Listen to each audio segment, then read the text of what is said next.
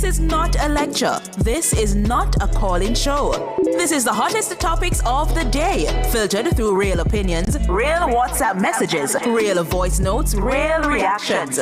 You agree, disagree, sound off, text it, voice note it, debate it. Comments section, Monday to Friday from 7 to 7:30 p.m. only on Nationwide 90 FM, the new revolution in media. It's hard-hitting. It's riveting. It's the much-talked-about cover story during Nationwide at 5. Here Cliff Hughes get to the heart of the story of the day. Cover Story aired 5:30 weekdays during Nationwide at 5. Nationwide at 5. Talk radio at its best. Cover Story.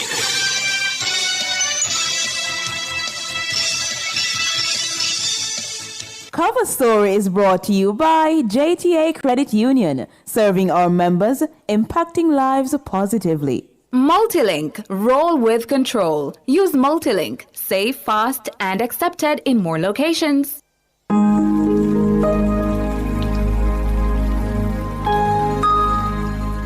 Hi there. Here's some good news for these trying times. Quote, "By God's word, I can see where I'm going. They throw a beam of light on my dark path." Unquote. Psalm 100. Ready to tackle that building project? Start right. Start here at H&L Rapid True Value for building supplies. The time by H&L Rapid True Value is Nationwide time, 5 o'clock. From the Nationwide News Network, comprehensive, incisive, tough. This is Nationwide at 5. Good afternoon, I'm Robianne Williams. And I'm Shalois Michael. In Nationwide News at this hour, the JCF's Counterterrorism and Organized Crime Investigation Branch CTOC called by Dr. Kevin Blake. Security consultants welcome the new JCF Specialized Investigation Branch SIB. Bringing investigative units together should improve coordination, intelligence sharing, and accountability in the investigation of high-stakes and sensitive crimes. Less than 600 murders. That's the target set by the police commissioner for the JCF this calendar year. 11 used car dealer companies fined for false income tax filings. In news from the rest of the world, Air Canada suspends flights to Cuba because of aviation fuel shortage. King Charles ready to support police assessing former Prince Andrew's Epstein links. In sports, FIFA visits Jamaica this week to inspect facilities connected to the country's bid to host the matches at 2031 Women's World Cup. And later in our broadcast, in our cover story at 5:35, the Counterterrorism and Organized Crime Investigation Branch CTOC is no more. We'll look at the impact with former Police Commissioner Rear Admiral Hardley Lewin and former Deputy Commissioner and Managing Director of Shields Crime and Security Limited, Mark Shields. In the nation's business at 6:25, 11 used car dealer companies have pleaded guilty to conducting false income tax filings.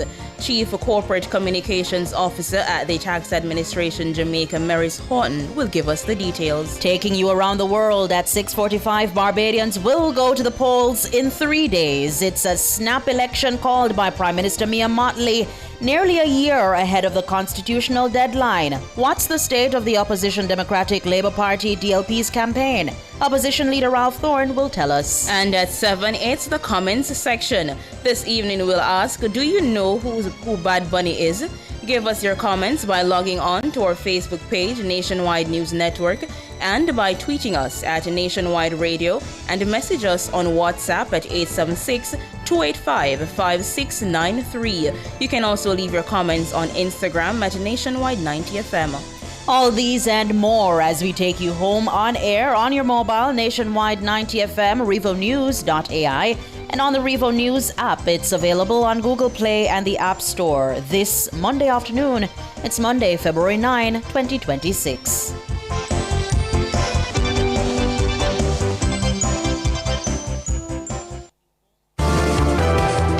If it's news, it's got to be Nationwide 90 FM. Now to the details. The Counterterrorism and Organized Crime Investigation Branch CTOC of the Jamaica Constabulary Force, in its current form, is to be no more. This follows the discovery of 2 parcels of cocaine inside CTOC storage facilities as investigation deepens into a drug bust involving one of their own. Police Commissioner Dr. Kevin Blake made the announcement in the most recent force orders published last Friday. Shalois Michael reports. The Counterterrorism and Organized Crime Investigation Branch, CTOC, was established in 2015 under the leadership of then Police Commissioner Dr. Carl Williams. The dedicated unit was to effectively combat terrorism, gang activity, and organized crime in all forms. The branch has had a string of successes since its inception. But now the police commissioner has moved to cull CTOC. He has since announced the establishment of a new formation called the Specialized Investigation Branch, SIB, under its crime and security portfolio. The police commissioner did not explicitly say the SIB will replace CTOC, but the mandate of the new SIB mimics that of the old investigation branch. In last week's force orders, Dr. Blake announced the transfers of more than 40 rank-and-file members of CTOC effective February 23. None will be moving to the new SIB. The leadership of CTOC has also been reassigned. Assistant Commissioner of Police Dr. Anthony McLaughlin, who was the head of CTOC, was reassigned to the Forensic Services Branch.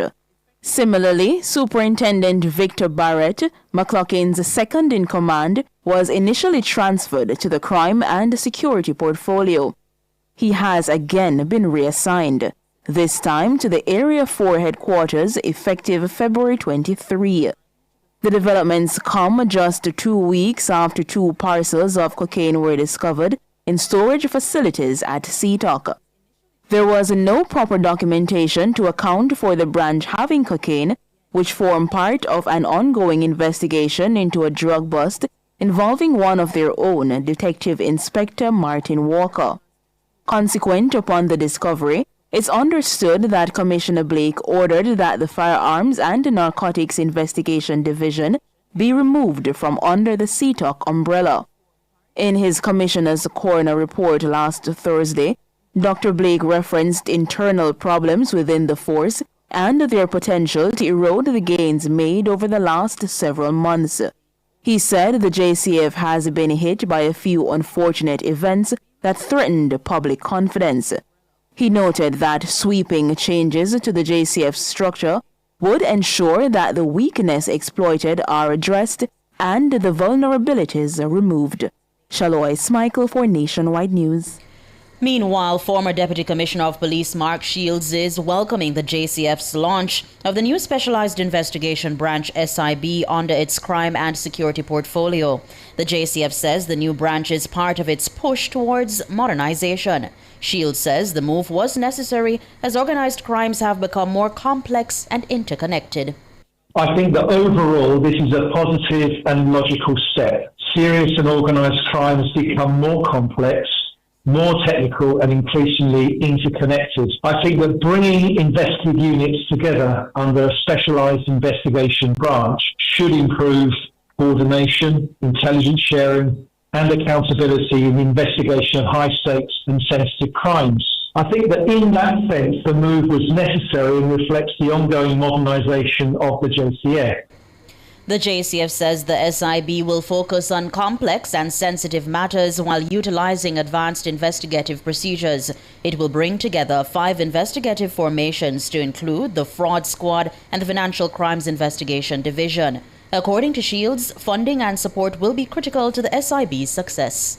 The real test, though, will be on implementation. For this branch to succeed, it must be properly resourced and supported, and the reorganisation should be guided by clear analysis and investigative demand and emerging crime trends. In the past, some specialist units, and I say particularly that would be fraud and financial crime, they've been under significant pressure due to workload. So I would hope that their resilience will be improved. If the new structure is matched with strong leadership, effective oversight, and the right level of staffing and technical capability, it has to be the potential of significantly strengthening the JCF response to serious crime.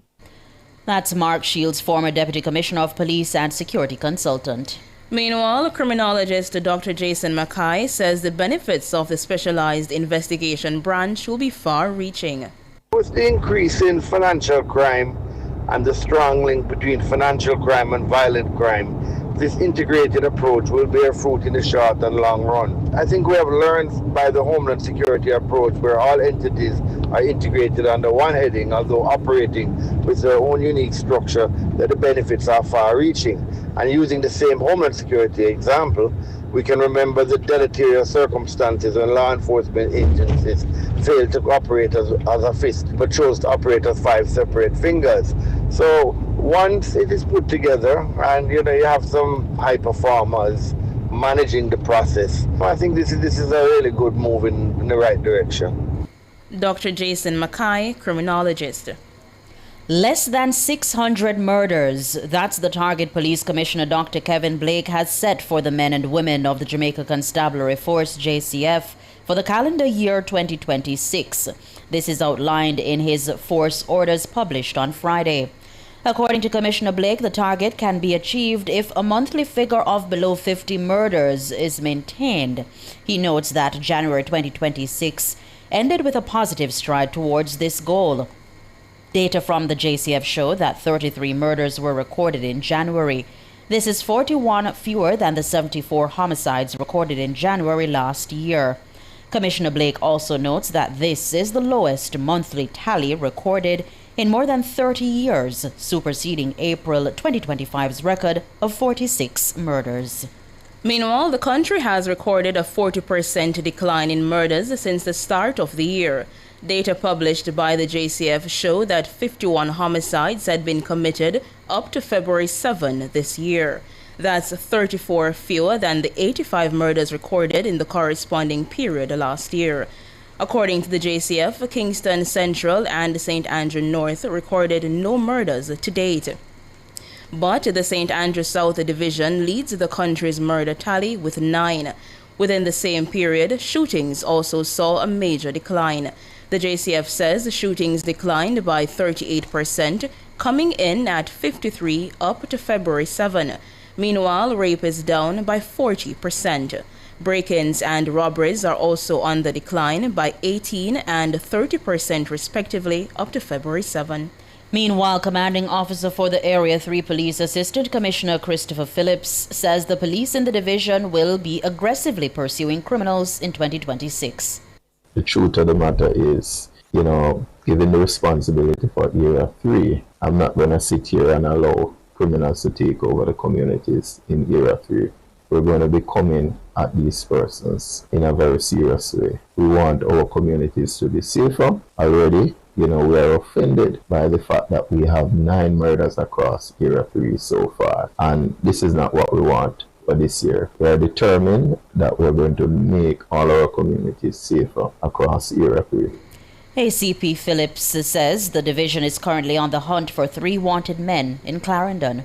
In Clarendon, we have at least 3 persons. So we believe that if these persons come in, we'll see a much safer Clarendon. They are wanted. Stockroy Campbell, O.C. Talwayne, wanted for the murder of Prince Clare. Andre Sewell, O.C. Jadan, wanted for murder of Andre Henry. And Troy Callaghan, O.C. Ashanti, O.C. Shawnee, he's wanted for double murder of Roy Thompson, Lloyd Raymond. And I would encourage these persons to turn themselves in. And if we have to come for these persons, we would love for them to surrender peacefully and have their day in court.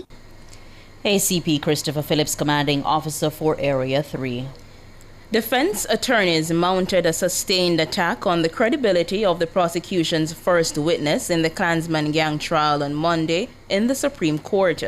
They accused the witness, a detective corporal, of murder, dishonesty, and planting evidence at the scene of a fatal police shooting. 25 accused, including alleged gang leader Tesha Miller, are before the court, charged under the anti-gang legislation. Robian Williams reports.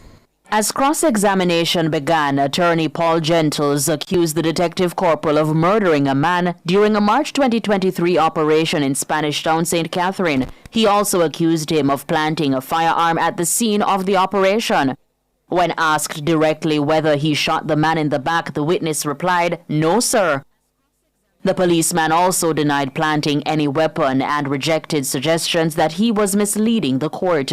The witness had previously testified that during the operation, 2 men came in a yard he was in. One of the men, he said, raised a hand holding a gun, prompting him to fire his service pistol. Under questioning from defense attorney Kimberly Whitaker, the witness confirmed that he is still under investigation by the Independent Commission of Investigations, INDECOM, in relation to the fatal shooting. He also acknowledged that he was charged for corruption in an unrelated matter in 2018. Whitaker questioned the witness about how many fatal shootings he's been involved in. The detective corporal stated that the number was more than 10 but less than 20, adding that he could not recall the exact figure. When asked about the practice of planting firearms at crime scenes, the witness appeared to be a bit feisty in his response. Whitaker asked, "Do you understand the term planting of a gun?" The witness responded, "It's simple, you plant seed. I don't know if a gun can be a seed to be planted. You used the word plant." The judge intervened, after which the witness said the term had no meaning to him. Whitaker pressed, "You are aware of the illegal and unethical practice of placing a firearm at a crime scene in order to fabricate evidence?" The witness responded, "No." Despite repeated accusations that he was lying to protect his reputation and conspiring with others to justify the killing, the witness consistently responded, "I disagree with you." Court proceedings resumed on Monday after all 25 defendants underwent medical assessment following last week's health scare. 2 accused, including Travis Drummond, received medication, while further medical tests, including an X-ray, are to be conducted. Face masks were distributed to all defendants and others in attendance at court. The trial will resume tomorrow, Tuesday, at 10 a.m. Robeanne Williams for Nationwide News. You are listening to Nationwide News at 5. More news after these.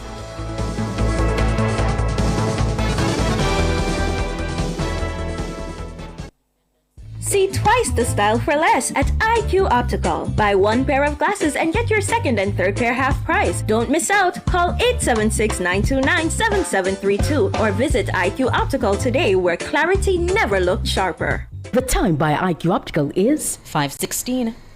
Termites, rodents, or birds infesting your home or office? Call Rentokil Initial, the pest expert, at 876-926-4236 for a free pest assessment island-wide. The temperature brought to you by Rentokil Initial is 28 degrees Celsius in Kingston City, 26 Southwest in Montego Bay. We established Plan Secure Jamaica, backed it with a $90 billion budget, investing in our security forces. We are now reaping the results. The next phase of the plan is to move the society to peace. The proceeding was brought to you by the Office of the Prime Minister.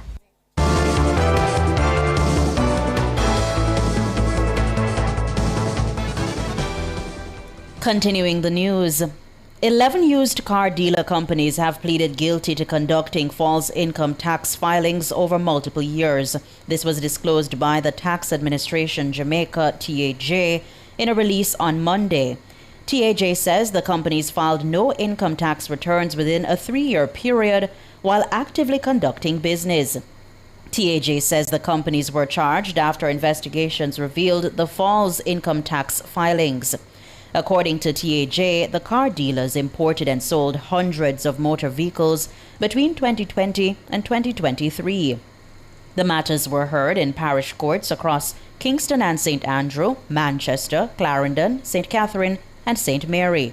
All companies pleaded guilty, resulting in fines totaling more than $12 million.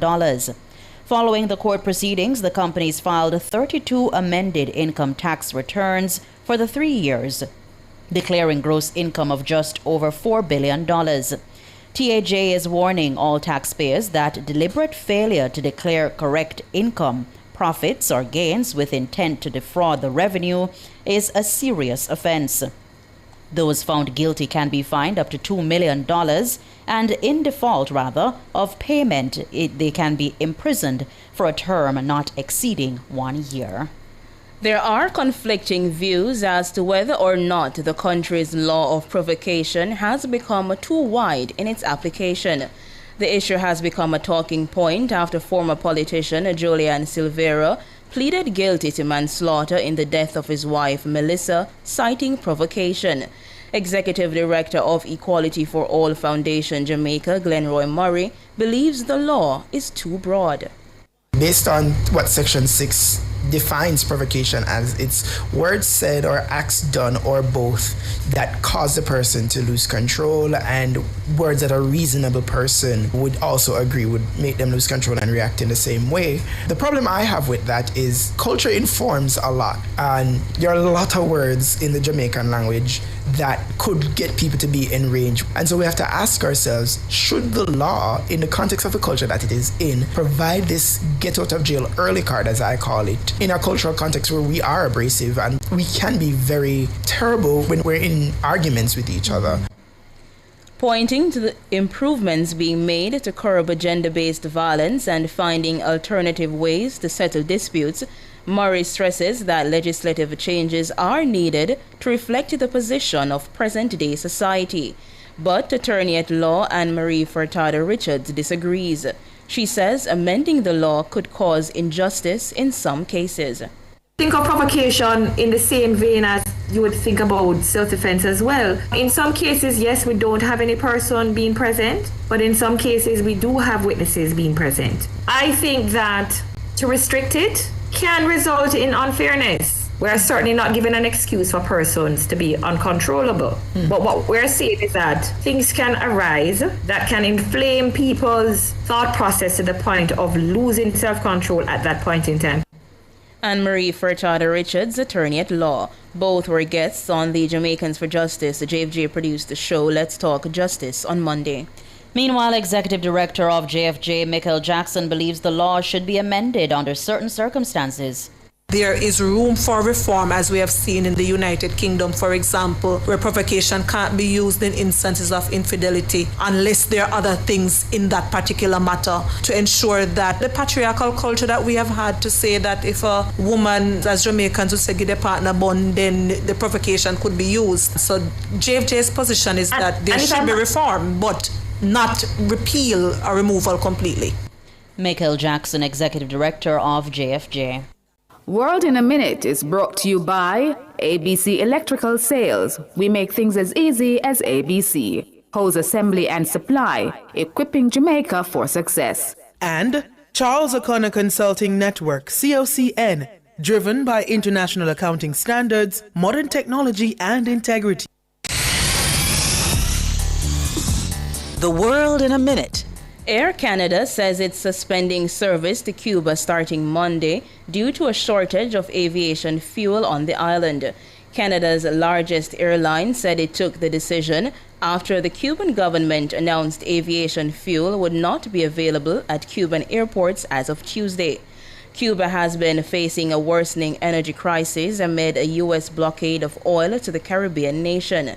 Canada is Cuba's second largest source of direct investment to the island, particularly in the mining and tourism sectors. Air Canada says in the coming days it would bring 3,000 customers already in Cuba back home. The airline said it would monitor the situation to determine when to restart Cuban service. Aviation fuel will not be commercially available at the island's airports beginning on Tuesday until March 11. King Charles has made his first intervention in the Jeffrey Epstein scandal, saying Buckingham Palace is ready to support the police as they consider allegations against former Prince Andrew Mountbatten Windsor. The UK police are examining claims that Andrew gave confidential information to convicted sex offender Jeffrey Epstein. It comes as police confirmed it's assessing whether there are grounds to investigate a complaint by anti-monarchy group Republic. The complaint reports Mountbatten Windsor for suspected misconduct in public office and breach of official secrets.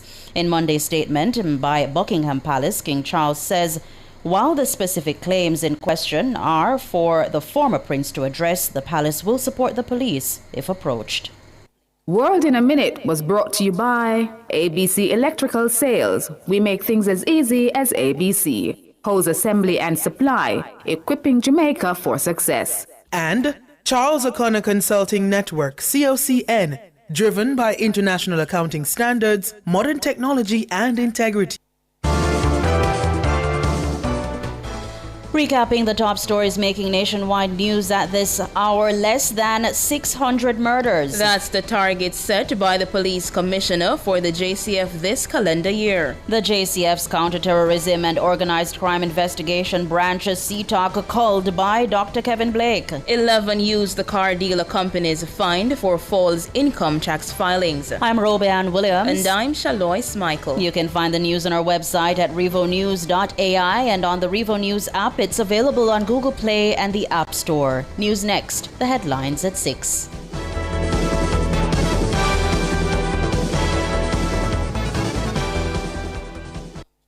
Unlock winnings, unlock value, unlock postpaid with Digicel. Sign up for your postpaid plan now, win $1 million. When you sign up and unlock postpaid with Digicel, you can win up to $1 million and more. Just sign up or switch to postpaid, upgrade or activate an add-on in the My Digicel app. Pay your bill in full on time and you can win an iPhone 17 Pro Max every week. A bill write-off up to $10 grand, a grand prize of $1 million. Unlock winnings with Digicel. Better connected. Authorized under Section 58 of the Betting, Gaming and Lotteries Act. Conditions apply. Promotion valid from February 6 to April 4.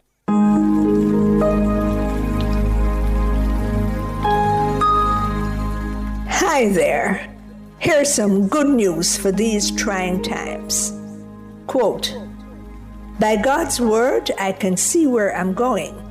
They throw a beam of light on my dark path." Unquote. Psalm 119, verse 105.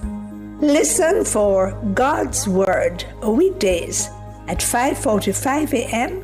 and 12:55 p.m. through Oasis. Stop by for a refreshing drink and share a God perspective for the day. Oasis. Weekdays 5:45 a.m. and 12:55 p.m. right here on Nationwide, a revolution in media. The rebroadcast of the Oasis can be heard weekdays at 5:45 a.m.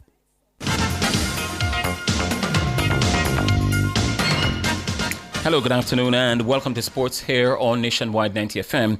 I'm Wayne Walker. We start with news on football. A high-ranking team from football's world governing body FIFA is due in the island on Tuesday as part of an inspection mission to examine facilities connected to Jamaica's bid to host matches at the 2031 FIFA Women's World Cup final. The team will visit the National Stadium and Sabina Park, as well as hotels around Kingston, among other things. Jamaica is a part of a three-country bid to host games at the 2031 tournament.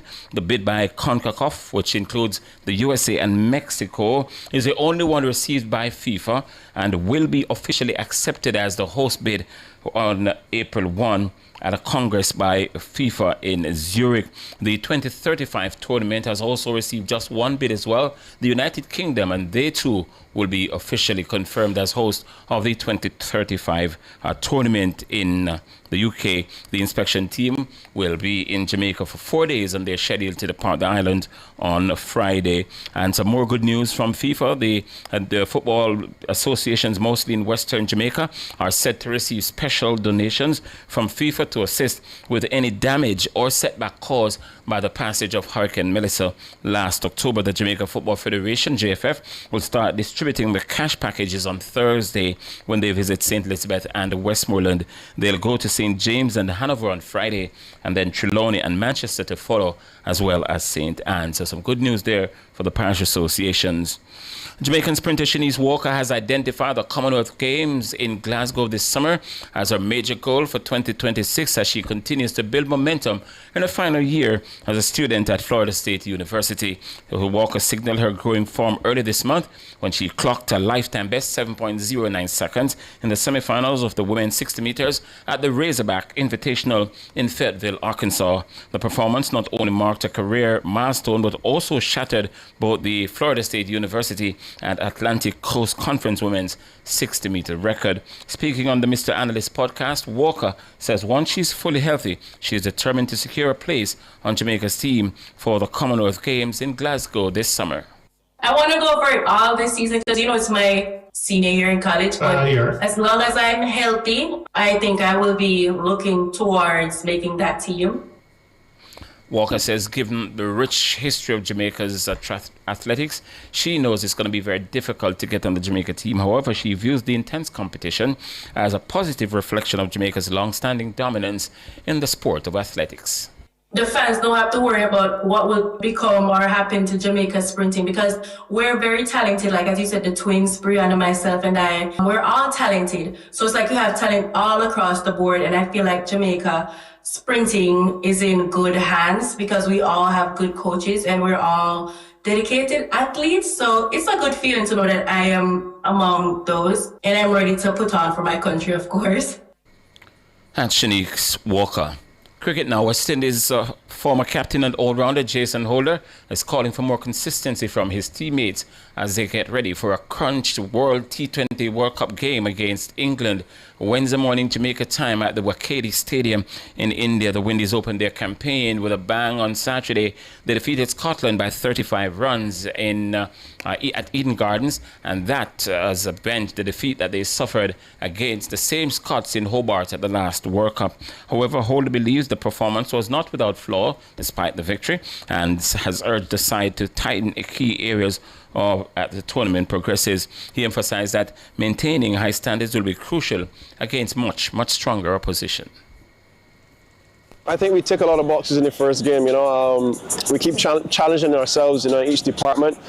We all know we can improve in each department as we go on in this tournament. But for me, just be consistent. Consistent with our attitude, consistent with our with bowling, and also consistent with batting as well. We've definitely got to touch up in the field. We've been letting ourselves down and dropping a few chances. So that's obviously an area that we can definitely improve on as well too. But all in all, I'm really happy with how we started, and I just think for us, it's just really important to continue to build. The West Indies have been drawn in Group C of the tournament with Italy, England, Scotland, Nepal, and only 2 teams from each group will go to the next round. That's the Super 12, and because of that, Holder is urging the players to be very, very careful and stressing the importance of getting a victory over victory. He noted that each match carries significant weight and that complacency could prove costly in a tightly contested group. First, role clarity and role execution is very important. Everybody knows what's required of them personally, and that's what we need to do in order to bring together a strong collective effort. So I think the challenge for each individual is to execute their role and bring it together collectively for the team. That's former West Indies captain Jason Holder. Finally, still with cricket, the 10-day standoff over Pakistan's refusal to play India in their scheduled T20 World Cup group fixture has ended with the PCB having an about turn and will now play the game against their fiercest rivals. The game, widely seen as a commercial centerpiece of the tournament, will go ahead on February 15 in Colombo as scheduled. The Pakistan government confirmed that a number of ICC members, including Sri Lanka and the UAE, had urged them not to boycott the fixture, citing financial impact on other nations. It's also confirmed that Pakistan Prime Minister Shehbaz Sharif had spoken to their Sri Lankan counterpart Kumara Dissanayake on the issue. In the meantime, the ICC has said Bangladesh will not be punished for their refusal to play their T20 World Cup matches in India because of security reasons. Bangladesh will also be awarded an ICC event prior to the 2031 Men's One Day International World Cup, for which they are co-hosting with the Indians. No financial, sporting or administrative penalty will be imposed on Bangladesh Cricket Board in relation to the matter. It is acknowledged that the BCB retains the right to approach the Dispute Resolution Committee, the DRC, should it choose so to do. And that will do it for sports at this time. We're going to be back with more at 6:05 with Alric Swaley.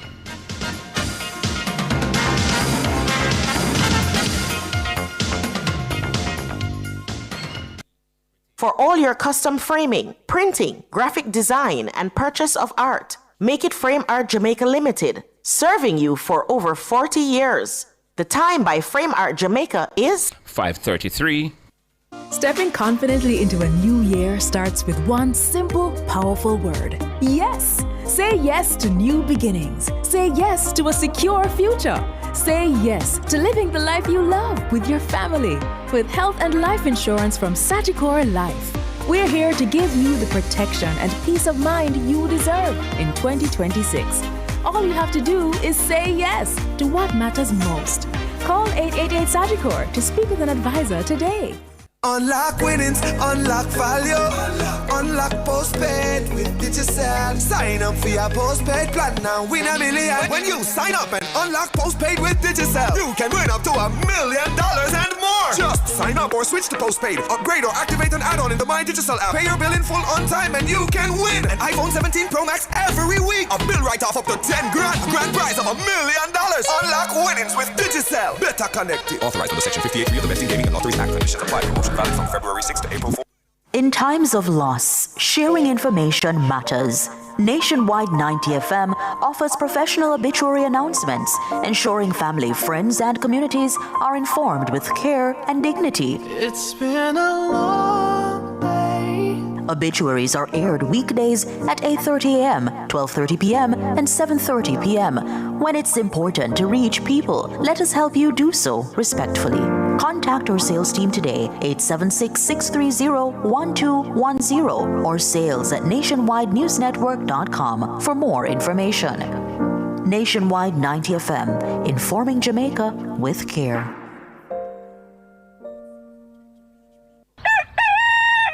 Wake up, Jamaica. It's another glorious day on Nationwide this morning.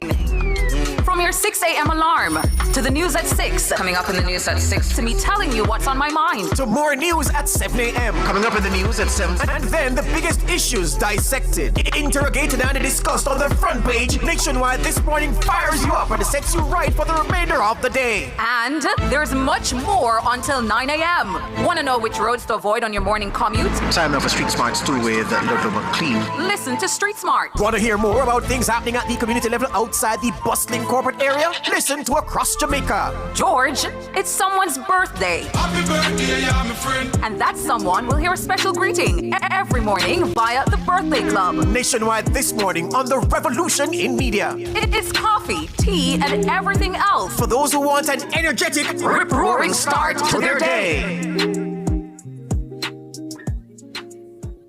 Feel the love floating through the airwaves this Valentine's with Nationwide 90 FM. Introducing Love is in the Air. I found love in you. A sweet and lovely radio feature inside Cliff Hughes Online at 12:30 p.m. and E-Zone at 4:35 p.m. starting February 9.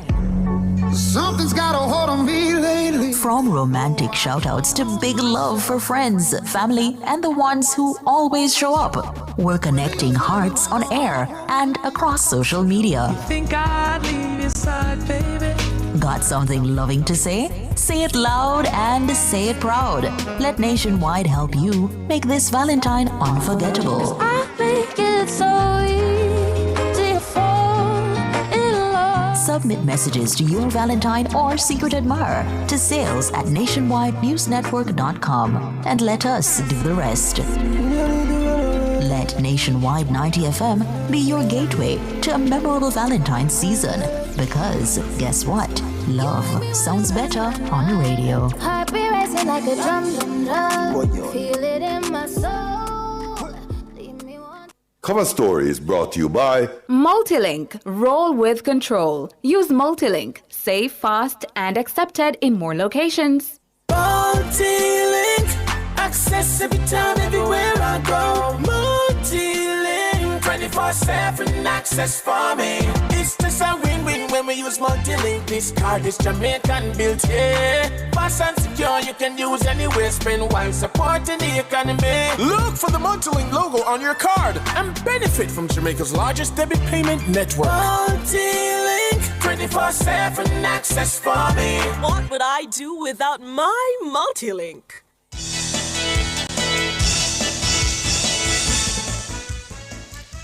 Good afternoon, listeners, viewers. Welcome to the cover story. I'm Siobhan Campbell. I will be your host this evening, and let us get to it. And the news for the day, the gutting of the CTOC, that's the Counterterrorism and Organized Crime Investigation Branch, and the creation of the Special Investigation Branch. If you've been following the news, CTOC of Jamaica Constabulary Force in its current form is to be no more. This follows the discovery of 2 parcels of cocaine inside CTOC storage facilities as investigation deepens into a drug bust involving one of their own. Well, Police Commissioner Dr. Kevin Blake made the announcement in the most recent force orders published last Friday. Here's Shalois Michael with more. The Counterterrorism and Organized Crime Investigation Branch, CTOC, was established in 2015 under the leadership of then Police Commissioner Dr. Carl Williams. The dedicated unit was to effectively combat terrorism, gang activity, and organized crime in all forms. The branch has had a string of successes since its inception. But now the Police Commissioner has moved to cull CTOC. He has since announced the establishment of a new formation called the Specialized Investigation Branch, SIB, under its crime and security portfolio. The Police Commissioner did not explicitly say the SIB will replace CTOC, but the mandate of the new SIB mimics that of the old investigation branch. In last week's force orders, Dr. Blake announced the transfers of more than 40 rank-and-file members of CTOC effective February 23. None will be moving to the new SIB. The leadership of CTOC has also been reassigned. Assistant Commissioner of Police Dr. Anthony McLaughlin, who was the head of CTOC, was reassigned to the Forensic Services Branch. Similarly, Superintendent Victor Barrett, McLaughlin's second-in-command, was initially transferred to the Crime and Security portfolio. He has again been reassigned, this time to the Area 4 headquarters effective February 23. The developments come just 2 weeks after 2 parcels of cocaine were discovered in storage facilities at CTOC. There was no proper documentation to account for the branch having cocaine, which formed part of an ongoing investigation into a drug bust involving one of their own, Detective Inspector Martin Walker. Consequent upon the discovery, it's understood that Commissioner Blake ordered that the Firearms and Narcotics Investigation Division be removed from under the CTOC umbrella.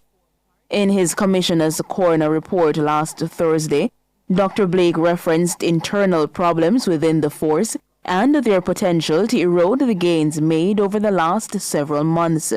He said the JCF has been hit by a few unfortunate events that threatened public confidence.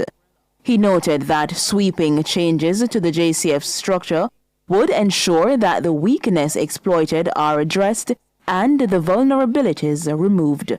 Shalois Michael for Nationwide News. Thank you for that, Shaloy. Well, to discuss this further, we're going to be joined by former Police Commissioner, that's Rear Admiral Hardley Lewin, and a little later we'll also be joined by former Deputy Commissioner of Police and the Managing Director of Shields Crime and Security Limited, Mark Shields. Good afternoon, Sir Lewin. Good afternoon, Sir Campbell, Sir Siobhan. It is good to hear from you, sir. So right into the matter, the essential gutting of a CTOC, under what circumstances would you suggest that it's justifiable to essentially be rid of a 11-year-old organizational arm of the JCF? Well, Siobhan, let me first say a disclaimer that I have no inside information. Like most Jamaicans, I'm on the outside. And looking in. And, I like the term, well, I don't like the term, but you use the term that CTOC has been culled. which when I look at the meaning of the word cull, it meant selectively slaughtered. So it seems CTOC has been slaughtered. Now, what I do not know, and the timing might be unfortunate, this could very well be the new formation, something contemplated by the commissioner long before this. Yes. But the fact that it is happening at a time when you have the other issues with CTOC, clearly people are going to put 1 and 1 together and get 11, yeah? But I am not so sure, because the move, to me, makes eminent sense of combining all the investigative arms under one umbrella. So I don't know that the two are related. Could be, but I don't know. I don't think it's necessarily so. Understood, Sir Lewin. But, under the circumstances then, they did not reform it internally. They did away with CTOC, and we now have this specialized investigation branch. But more tellingly, of the 40 members reassigned from CTOC, not one of them were placed in the SIB. Isn't that peculiar? Could very well be. But in terms of disbanding a whole unit, and you talk about what, a 16-year or so on branch? Look, I disbanded the special branch. Special branch preceded independent Jamaica. And that disbandment had nothing to do with terms of integrity or any issues like that. It's purely an internal matter that I had to deal with, and I disbanded it. Now, in those circumstances, some of those persons were then assigned to what was then known as the National Intelligence Bureau. In fact, the majority. But sometimes when you decide to clean house, if that was the motive, you clean house. And let me say something too, because sometimes I wonder if, and I'm just wondering aloud, if we're not making too much ado about it. Look here, from time to time we have cabinet shake-up. Yes. And it's done to streamline certain efficiencies, change out some people, as we say in a sailor's term, in a towing, when you're towing another vessel, you're fresh in the nip, so to speak. So I don't know. But to me, I'm not alarmed. I understand you're not alarmed, Louis, but even in that comparison, when we see a cabinet shake-up and we realize, wait, this minister no longer has a portfolio, questions are raised immediately as to why. Sure, but let me put it. Let me say one thing to you. Nothing remains static.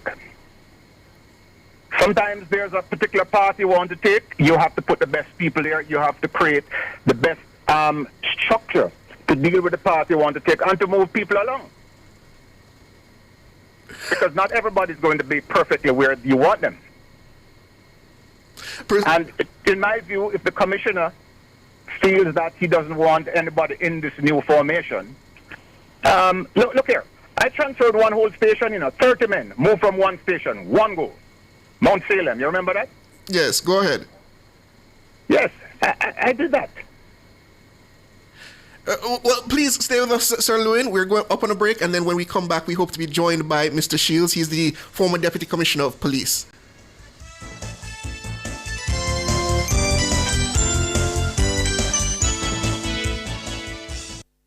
Order Pizza Hut online at pizzahutjamaica.com or through WhatsApp at 876-837-4488. Pizza Hut, now that's delivery. The time by Pizza Hut is...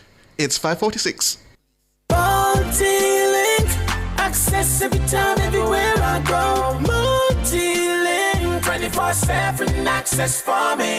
It's just a win-win when we use Multi-link. This card is Jamaican built, yeah. Fast and secure, you can use anywhere. Spend while supporting the economy. Look for the Multi-link logo on your card and benefit from Jamaica's largest debit payment network. Multi-link, 24/7 access for me. What would I do without my Multi-link? For all your electrical needs, visit ABC Electrical Sales. They stock a wide variety of electrical supplies, including plugs, switches, panel boards, and conduits, plus energy-saving fixtures. ABC Electrical Sales stocks brands like GE, Siemens, Philips, Cutler Hammer, and Allen Bradley. They also offer free island-wide delivery just to suit your needs. Visit them at Shop 8, Hagley Park Plaza, Kingston 10, or call 876-754-3714-5 or 876-754-3825-8. ABC Electrical Sales, for a better choice in the electrical business.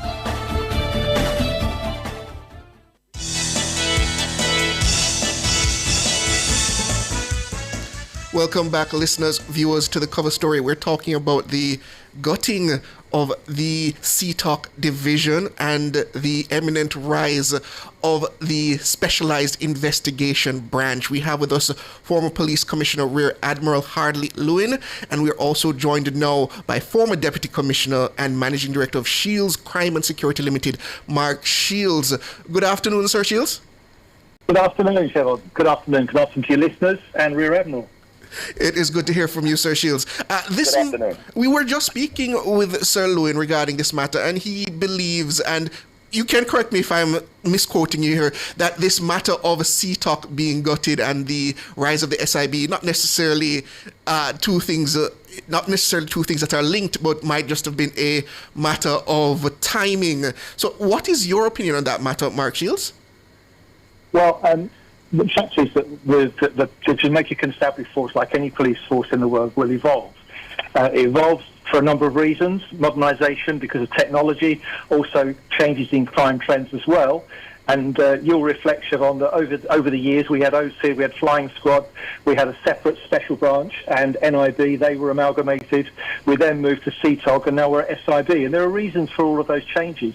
It's an ongoing process of modernisation, which Commissioner Blake has had his hand on throughout his tenure.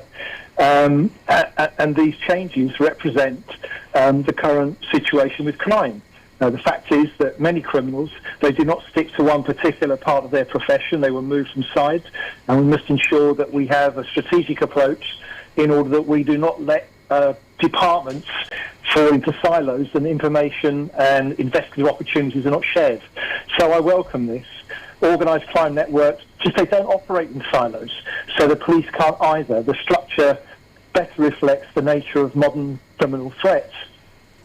I put this question to Sir Lewin, and I put it to you as well, Mr. Shields. With the creation of the SIB and the reassignment of several of the rank and file, as well as senior personnel at CTOC, and within that reassignment, none of those individuals made the transition to the SIB. Does that show a lack of trust or concerns about the leadership and rank and file members of CTOC when it comes to the formalization of this new branch? I don't think so. I think it may be that there is an element of that, but the fact is that we have a strong and resilient organisation now. We have a new structure, and the Commissioner is able to choose his own team in order to put into place, and he makes those decisions based on skills.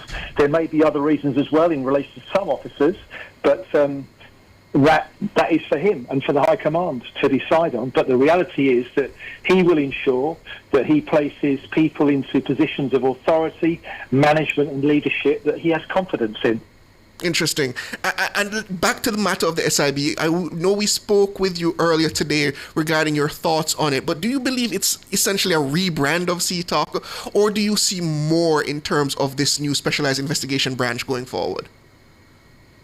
I don't think there's a huge difference because, in fact, people say, well, CTOG has gone, it's been completely replaced. But the crimes that were being investigated by CTOG are now being investigated or will be investigated by SIB. It may be that the internal structures have changed, but as I have said, that's because crime changes. Murder is down significantly. It was at 45% down last year, and it's down again in January, which is just fantastic news for everybody concerned.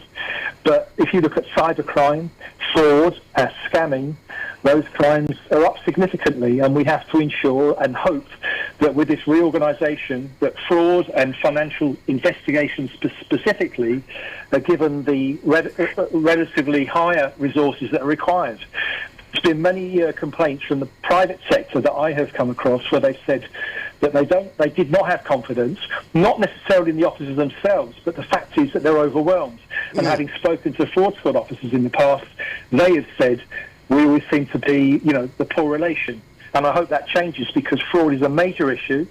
It's grossly underreported by private sector organisations, financial institutions, banks. They tend not to report it unless they absolutely have to, but it is a major problem. So I hope that within that reorganisation, that fraud is taken very seriously. Could I say something here, Siobhan? Yes, go ahead. Really, to back up what Mark just said.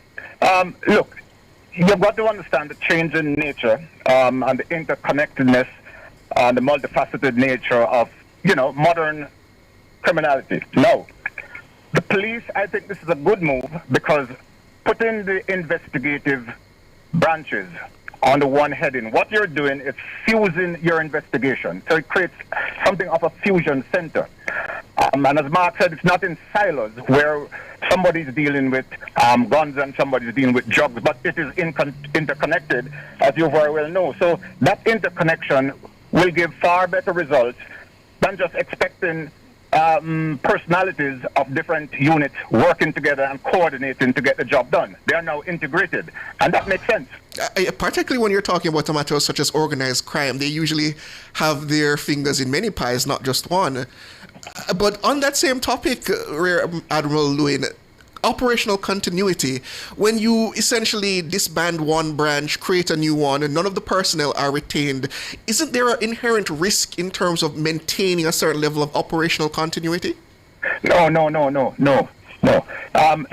Look, personnel in the police force are moved around from time to time. Okay? Yes. They are moved around from different areas of work, different skill sets. You move the people where they are best suited. So it is not that you have these specialized people who haven't moved. There's going to be a vacuum. It doesn't work that way. The commissioner would never do something like that. And I'm sure there are persons who have been investigations elsewhere who are moving into those slots, I was about to say seamlessly, but it's going to take time for the new unit to work out some of the kinks. But I don't think it's going to be something that's going to take too long. Time alone will tell that, Rear Admiral Lewin. We'll see in terms of the successes reaped over the coming months and years. But I want to bring you back as well, Mr. Shields. This matter of creation of a new branch and the concerns raised about its, I would want to say, predecessor at this point. How do we prevent the need for this kind of reorganization going forward? What are the kind of safeguards needed to be put in place when you have a branch so important as the Specialized Investigation Branch? Well, as I said, this evolvement for different units is something that happens within police forces throughout the world. I'd like to add a point as well to the last thing that was the question that you asked. Don't forget that the people that will be taking over and those who are leaving, this is effective on the 23rd of February. So it gives some time. It isn't an instant thing. So really to back up Hardy Lewin's point, that there is time when they'll be working together and the handovers will be conducted. So I have no fear in that. But certainly in terms of SIB, it might be that in another 5 to 10 years, things will change again. It really does depend on how organised crime works. The important factor is not necessarily the headline name SIB, it is the structure of how those organisations tackling various types of crime they are organised within, and as we said, ensuring that they work together in a focused manner. And just to wrap up, gentlemen, I put it to you both. You first, Rear Admiral Lewin. Going into 2026, we are still reaping some significant successes in terms of reduction in murders and other major crimes. Reflecting on your time as the head of the police force, what do you make of what's been accomplished now? Well, look, you don't have to go seeking what has happened over. There's a tremendous amount of resource being put into the police force. Tremendous support from government, and that is happening because the fiscal space has allowed that. The numbers of policemen, vehicles, technology, etc., etc. Now, if all that was happening and you're not getting positive results, then would all have to go migrate. So a lot of resources, and I have commended the government for providing it, and I continue to commend the police for the gains that have made. Doesn't mean that they are not quibbles, but you have to give credit where it is due. The government and the police. Excellent. And what say you, Mark Shields? Well, I could repeat exactly what Harvey Lewis just said, but the fact is that the results that we're seeing today, they don't come overnight. They came too late, in my view, but they are linked to resources. The modernisation of the Jamaica Constabulary Force has been going on for something like 20 years. We're now reaping the benefits of that modernisation process. We're reaping the benefits because the force is far more intelligence-led. It's far more professional. The recruitment process is completely different to how it was, say, 10 to 15 years ago. So different people within the organisation, greater technology, which is something that Kevin Blake believes strongly in. So all of those factors come together.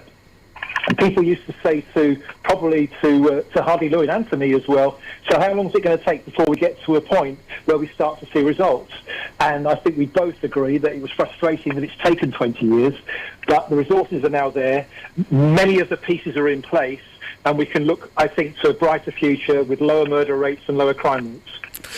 Good note to end on. That was former Deputy Commissioner of Police and Managing Director of Shields Crime and Security Limited, Mark Shields. We were also joined by former Police Commissioner Rear Admiral Harley Lewin. Thank you for joining us, gentlemen, and sharing your insights this afternoon.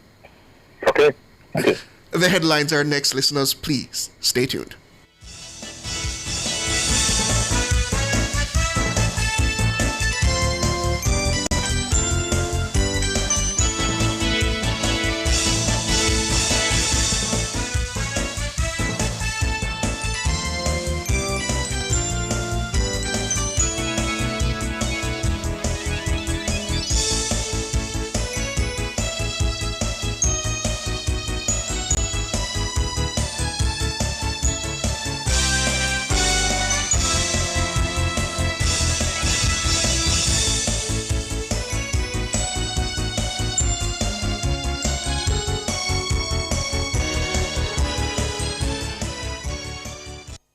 Cover Story was brought to you by Multilink. Roll with control. Use Multilink. Save fast and accepted in more locations.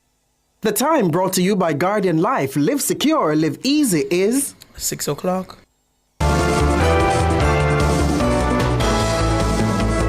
Nationwide headlines at 6. Good evening with the headlines at 6. I'm Norige Banton. The Counter-Terrorism and Organized Crime Investigation Branch, CTOC, of the Jamaica Constabulary Force in its current form is to be no more. This follows the discovery of 2 parcels of cocaine inside CTOC's storage facilities as investigation deepens into a drug bust involving one of their own. Police Commissioner Dr. Kevin Blake made the announcement in the most recent force orders published last Friday. The Counter-Terrorism and Organized Crime Investigations Branch, CTOC, was established in 2015 under the leadership of then Police Commissioner Dr. Carl Williams. The dedicated unit was to effectively combat terrorism, gang activity, and organized crime in all forms. The branch has had a string of successes since its inception, but now the Police Commissioner has moved to pull CTOC. He has since announced the establishment of a new formation called the Specialized Investigation Branch, SIB, under its crime and security portfolio.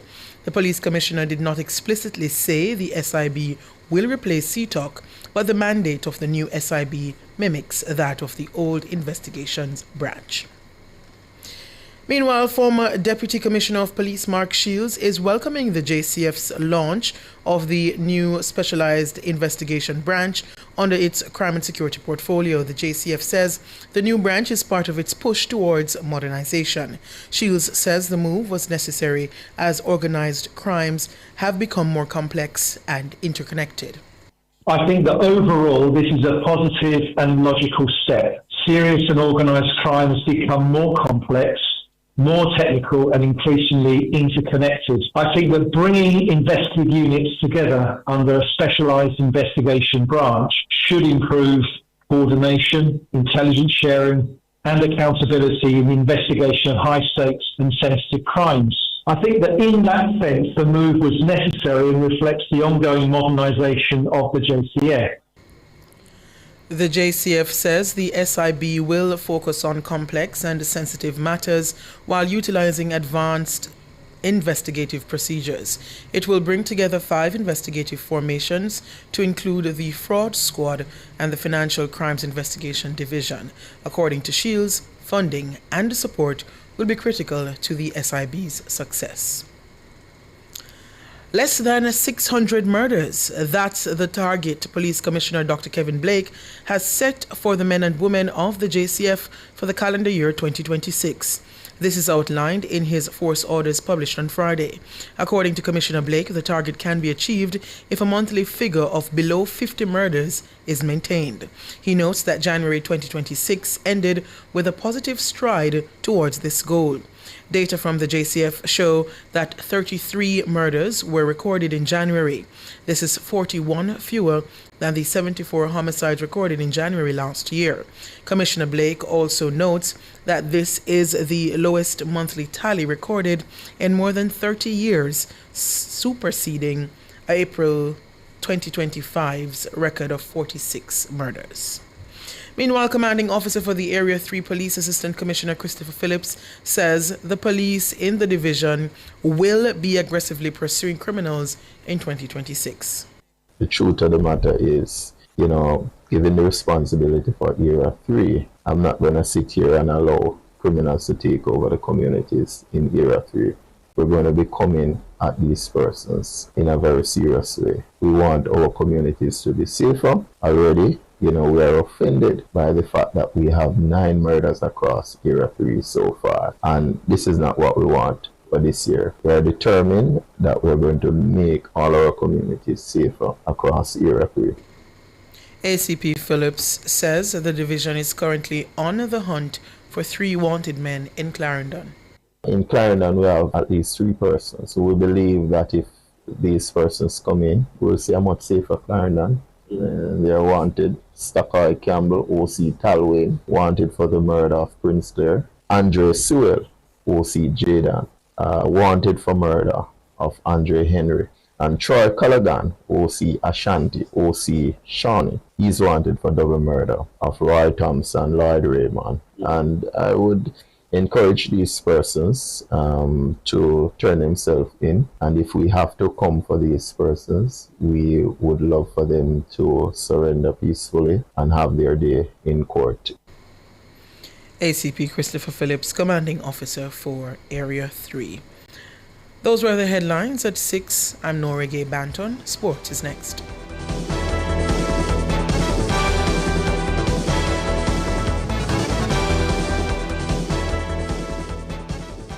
Hurricane Melissa may be over, but the emotional impact can linger.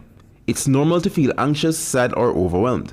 Talk about your feelings, stay connected with family and friends, and reach out for help if you need it. Call the Mental Health and Suicide Prevention Helpline at 888-NEW-LIFE. That's 888-639-5433. You can also access the You Matter chat line by messaging the word support to 876-838-4897 or at You Report Jamaica. A message from the Ministry of Health and Wellness.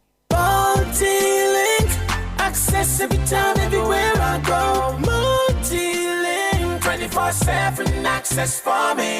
It's just a win-win when we use multi-link. This card is Jamaican built, yeah. Fast and secure, you can use anywhere. Spend while supporting the economy. Look for the Multi-Link logo on your card and benefit from Jamaica's largest debit payment network. Multi-link, 24/7 access for me. What would I do without my multi-link?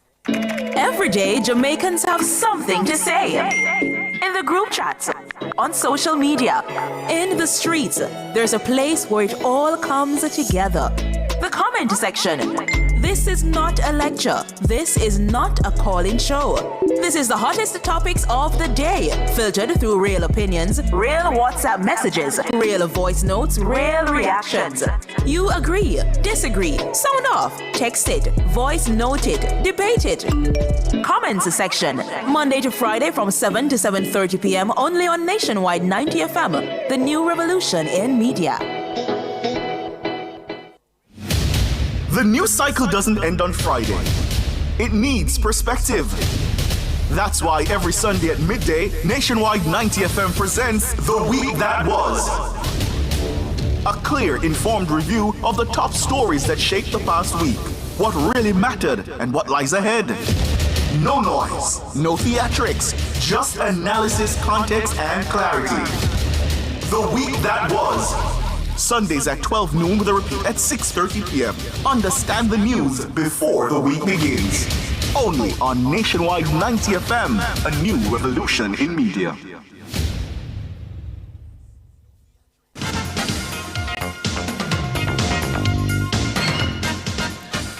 Good evening with your sports report. I am Alwick Swiby. We kick things off with some football as champions Cavalier crossed Spanish Town Police 5-0 a short while ago in their rare never Jamaica Premier League at Stadium East to move into 6th place in the standings.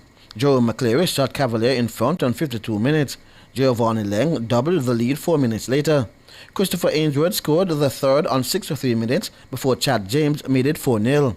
Damali Williams scored the fifth in added time as Cavalier moved to 29 points while Spanish Town Police remained rooted at the foot of the standings. Now, a high-ranking team from football's governing body, FIFA, is set to arrive in Jamaica on Tuesday as part of an inspection mission to examine facilities connected to Jamaica's bid to host matches at the 2031 Women's World Cup Finals. The team will visit the National Stadium and Savannah Park, as well as hotels around Kingston, among other things. Jamaica is part of a three-country bid along with the United States and Mexico to host the 2031 tournament. The bid by CONCACAF is the only one received by FIFA, and it will be officially accepted at its Congress on April 1. The 2035 tournament also has one bid, the United Kingdom. That too will be accepted at the Congress. The inspection team will be in Jamaica for 4 days and will depart on Friday. In the meantime, football associations mostly in Western Jamaica are set to receive special donations from FIFA to assist with any damage or setback caused by the passage of Hurricane Melissa. The Jamaica Football Federation, JFF, will start distributing the cash packages on Thursday when they visit St. Elizabeth and Westmoreland. They'll go to St. James and Hanover on Friday, with Trelawney and Manchester to follow next, as well as St. Anne. Now, Jerome Wade, head coach of Tivoli Gardens, is searching for answers as it relates to his team's recent dip in form.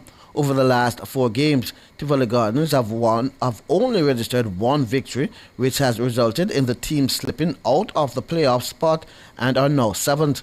However, according to Wade, there is still enough time for his players to correct their errors. Well, overall, I think the team's still not playing up to expectation. We still have a lot of games to play, and this team only will get better. We just have to this is already behind us. We have a lot more games to play, so we could just focus on, the training session for the week leading up to the next game.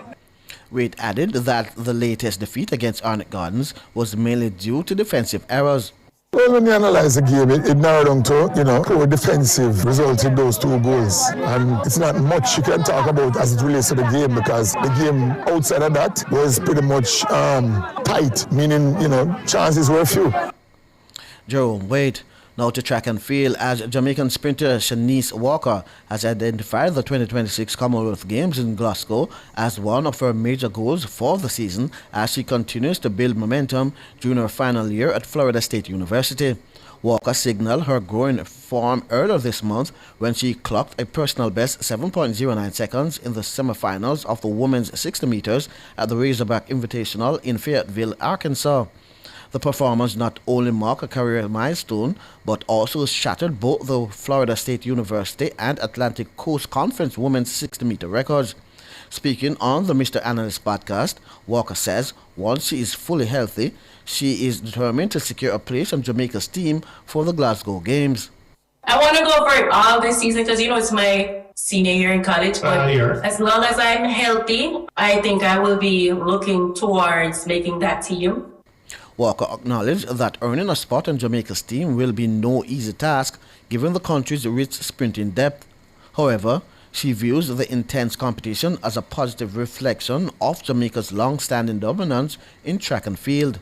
The fans don't have to worry about what will become or happen to Jamaica sprinting because we're very talented. Like, as you said, the twins, Brianna, myself, and I, we're all talented. So it's like you have talent all across the board. And I feel like Jamaica sprinting is in good hands because we all have good coaches and we're all dedicated athletes. So it's a good feeling to know that I am among those and I'm ready to put on for my country, of course. Shanice Walker. Now to cricket, as West Indies all-rounder Jason Holder has called for greater consistency from his teammates as they prepare to face England in their second match of the ICC T20 World Cup at the Wankhede Stadium on Wednesday. The Windies opened their campaign on a positive note with a 35-run victory over Scotland on Saturday. However, Holder believed the performance was not without flaws and has urged the side to tighten key areas as the tournament progresses. He emphasized that maintaining high standards will be crucial against stronger opposition. I think we tick a lot of boxes in the first game. We keep challenging ourselves in each department. We all know we can improve in each department as we go on in this tournament. But for me, just be consistent. Consistent with our attitude, consistent with our with bowling, and also consistent with batting as well. We've definitely got to touch up in the field. We've been letting ourselves down and dropping a few chances. So that's obviously an area that we can definitely improve on as well too. But all in all, I'm really happy with how we started, and I just think for us, just really important to continue to build. Now, West Indies have been drawn in Group C alongside England, Scotland, Nepal and Italy. With only the top two teams from each group advancing to the next round, Holder stressed the importance of focus and clarity within the squad. He noted that each match carries significant weight and that complacency could prove costly in a tightly contested group. First, role clarity and role execution is very important. Everybody knows what's required of them personally, and that's what we need to do in order to bring together a strong collective effort. So I think the challenge for each individual is to execute their role and bring it together collectively for the team.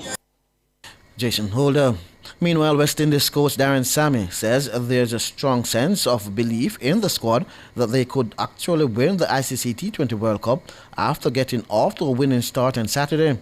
Not only did the West Indies beat Scotland by 35 runs, but they did it at a ground that holds special memory for the team, Eden Gardens, where the Caribbean team has had good results.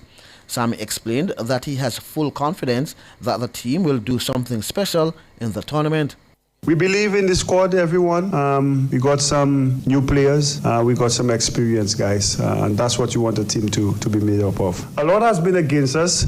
But now we're here in the World Cup, and we believe that we could have an impact, and that impact could take us to winning. It will take a massive effort from everyone, but one that is not impossible. We're here, started at Eden Gardens, a place that brings so much memory and history, and I'm pretty sure that will inspire the guys. So. Now, results in the West Indies build-up to the tournament were less than ideal. But Sammy says all of that is now behind them and it's now upwards and onwards from here on. When you go in a tournament, you trust in the preparation that you've put in. And when you prepare well, you give yourself the best chance of performing. If you're going to go in and doubt and think of the past of they've beaten us before in tournaments, then you're already behind the 8 ball. I think the way these guys are prepared, the way we've managed to have guys who are in form, playing cricket, and again, the key word is execution, and the belief that you have in yourself and in your teammates. Darren Sammy. Now the 10-day standoff over Pakistan's refusal to play India in their scheduled 2026 T20 World Cup group fixture has ended with the PCB having an about turn and will now play against their fiercest rivals. The game, widely seen as the commercial centerpiece of the tournament, will go head-to-head on February 15 in Colombo. The Pakistan government confirmed that a number of ICC members, including Sri Lanka and the UAE, had urged them not to boycott the fixture, citing financial impact on other nations. It also confirmed that Pakistan Prime Minister Shehbaz Sharif had spoken to Sri Lankan President Kumara on the issue. Meanwhile, the ICC said Bangladesh will not be punished for their refusal to play their 2026 T20 World Cup matches in India. Bangladesh will also be awarded an ICC event prior to the 2031 Men's ODI World Cup, for which they are co-host with India. No financial, sporting or administrative penalty will be imposed on the Bangladesh Cricket Board in relation to the matter, as it is acknowledged that the BCB retains the right to approach the Dispute Resolution Committee, or DRC, should it choose to do so. Now, Milan Cortina 2026 organizers say they are giving maximum attention to why Olympic medals are breaking after several athletes experience issues with theirs. Two of the USA's gold medalists, Breeza Johnson and Alicia Liu, revealed the ribbon had come away from the medal soon after they received their prize. Johnson, who won gold in the women's downhill alpine skiing, showed her broken medal at the post-event media conference. Don't jump in them. I was jumping in excitement and it broke. I'm sure somebody will fix it. It's not like crazy broken, but it's a little broken. Show don't tell moment. So there's the medal. And there's the ribbon. And here's the little piece that is supposed to go in the ribbon to hold it in the medal. And yeah, it came apart. Breeza Johnson. Now, Liu disclosed a similar issue in a video on social media after she won gold as part of the United States squad in the figure skating team event. And finally, in the NFL, Sam Darnold became the fourth quarterback in league history to win the Vince Lombardi Trophy in the first season with a team. That was confirmed late Sunday night as the Seattle Seahawks whipped the New England Patriots 29-13 to win the Super Bowl for the second time in their franchise history. Darnold stated that it was an all-round team effort that won the title. But it's not because of me, it's because of the guys, you know, it's just because of the locker room and the coaches. You know, it's just like the perfect blend of people that are in that building every single day, from the top down, you know, from Jody all the way down. So it's just a special group, and I can't say that enough. Yeah, I think, like, again, like you said, Boom, it's a lot of it can be coach talk, you know. You guys know, like, you always try every single offseason, okay, you know, we're building a team, it's going to be, you know, three groups, you know, special teams, defense, offense, we got to play as one, we got to play complementary football, yada yada. We've heard it all. Darnold added that the team's offense has been clicking all year round. It's just kind of been how it's been all year, to be honest. Like, especially towards the back half of the season, I feel like, you know, whenever we would get in a slump or they would take something away on offense, that's when our run game would get going. And our offensive line just continuing to build their chemistry together every single day. That was something that really stuck out to me. Sam Darnold, I'm Alex Ribby, and that's your sport.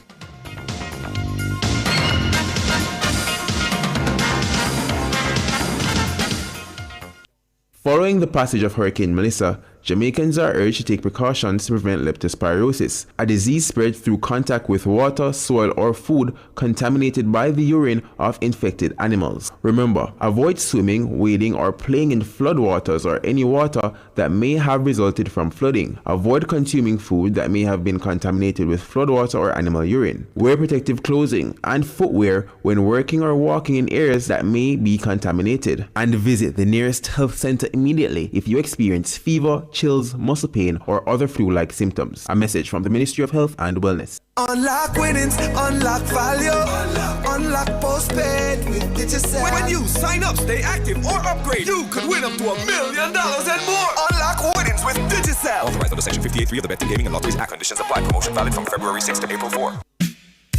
Turn up the heat with Hot Listing, Nationwide 90 FM's new on-air and online classifieds feature. If you have a car for sale, room for rent, or yard sale come up. If you look at work or need stuff. If you provide a service, make it a Hot Listing, Nationwide 90 FM's new on-air and online classified segment. Your listing plays again and again.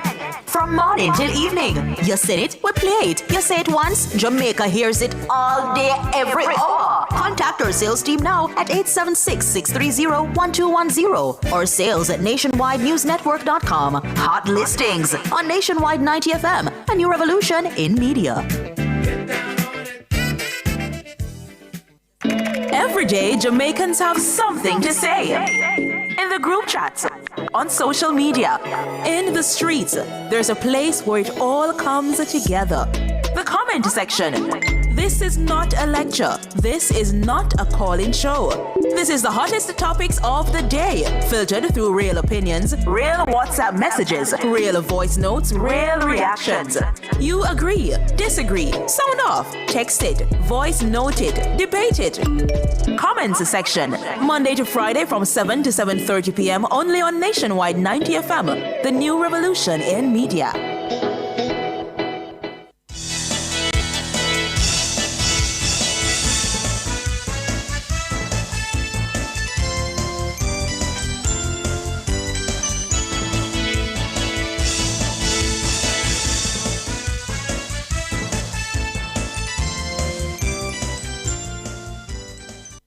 It's Monday, get over your blues. Or Tuesday, Wednesday, Thursday, Friday. The E-Zone is here for you. With this thing, Honeybee. And Karim Boyatings from 3 to 5 p.m. on Nationwide 90 FM. We've got your entertainment news. Then we want to hear your views. Why you say? Jump in the mix. Or the hot seat. Don't miss our brain busters. Or the crazy giveaways. Let's talk fashion. Send us your outfit of the day. Ooh, cutesy. Very demure. Are you looking for love? Come on one of our blind dates. Send your request to ezoneblindates@gmail.com. That's ezoneblindates@gmail.com. And stay tuned for your confessions. These are my confessions. Share them with us at ezoneconfessions@yahoo.com. I mean, is this planet Earth? Is it? I don't know. Let me check. Either way, it's got a buzz. And a bugger thing. Ow! Ow!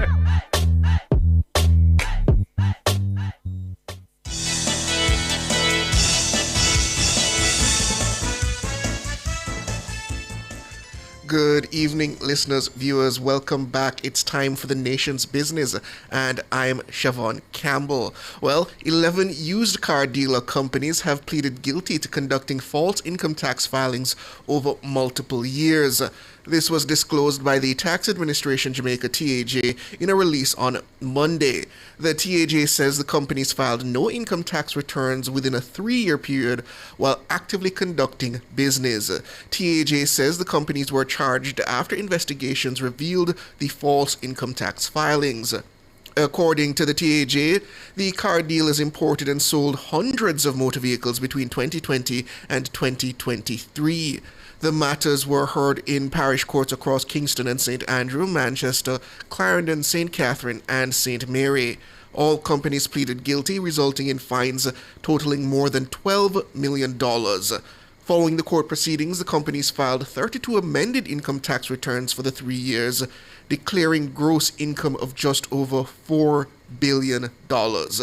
TAJ is urging all taxpayers that fail to declare correct incomes, profits, or gains with the intent to defraud the service is a serious offense. Those found guilty can be fined up to $2 million and, in default of payment, be imprisoned for a term not exceeding 1 year. To discuss this further, we are now joined by Chief Corporate Communications Officer for the Tax Administration Jamaica, that's Maris Horton. Good evening, Madam Horton. Good evening to your listeners. Thank you for inviting me. It is good to have you on. So please, Ms. Horton, explain to us what led to the TAJ investigating these car dealers. What was the red flag that was raised? Okay, so let me start from one of our compliance activities, and we have a number of compliance tools that we utilize, and one of them is that we would have run a script for companies who are in operation, who are filing what we call a nil return, meaning that they're filing a return over a number of years, but their income is nil. And note I said their income is nil, which is suggesting that they're registered but not trading. That's what that means. So it's not just about used car dealers. This was a program that we had outlined in our compliance strategy for year 2025, 2026. So there are other companies that may be in this mix because it's based on all companies that we have looked at, recognized that they're filing a nil income over a number of years. And then what we do the investigations now to determine what is the true status of these businesses. So in relation to these 11 used car dealers, our investigations would have shown that they are in fact doing business, they are in fact trading, but they have filed a return which says that they have no income. But please explain this to us, Ms. On. While you suggested that, yes, other companies could have been caught up in this net, why is it specifically the used car dealers in this instant case that were brought to the court? Is it that they found a specific loophole that they were exploiting? What led to this? No, it's not a loophole that they would have exploited. What we do in CHA, we use data. So we have a bank of data that we get information from third parties as per legislation. That's customs data, for example, from other suppliers that they may be doing business with. So we put all of that in our database. We run a script to say, tell us what are the companies over a given period of time that are filing a return which says that they have no income. From that, then the investigations are then carried out by our investigative officers to determine what is the true status of this particular business. It's just that in this instance, this is related to used car dealers, but it's not just used car dealers, and that's what I want persons to understand, that this is not about used car dealers, this is about a system that persons are using to not declare their true income, which is why we said that we are reinforcing the importance of filing accurate income tax returns, especially how we are coming up to the income tax filing period. So we're doing this as a warning so that persons don't follow suit because their actions have consequences. The consequence in this particular instance is that having done the investigation, it was very clear, and this was done by our investigations unit along with our legal team, that we did the investigations and we put these cases before the court. Understood. Well, so having put them before the court, they were fined because they actually pled guilty. Yes, understood. So they were fined by the court, but in addition to the fines by the court, they still have outstanding amounts. Their correct returns would need to be submitted, which they have done. So on their own submission of an amended return, then that's where we have picked up that they have themselves now declared that their income is actually $4 billion, which is much more than $0. Much more. So that's where we are in respect of this. But because it was so glaring, so egregious, what we yes. to do is for persons to understand that there are consequences to their behavior. Because we're also doing it in terms of ensuring that it acts as a deterrent to persons who may be of like mind. And this is across any business relation. And as I said, we actually had in our compliance strategy for 25-26 that this is one of the things that we were going to be doing. We were actually going to be examining our records, our database, to look at companies that were filing nil income. So they were reporting that they had no income, even though they were registered for multiple years. Understood. Please stay with us, Madam Horton. We're up on a break.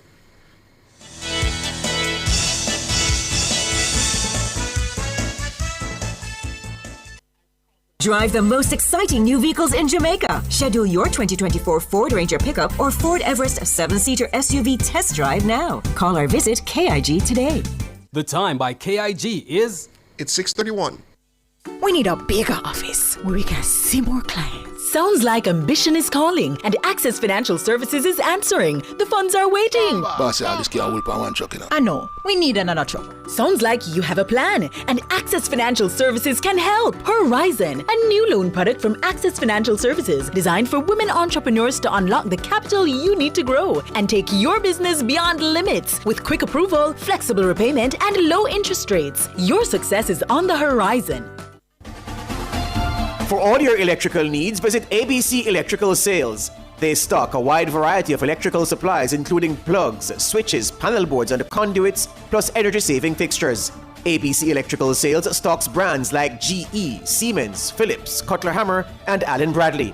They also offer free island-wide delivery just to suit your needs.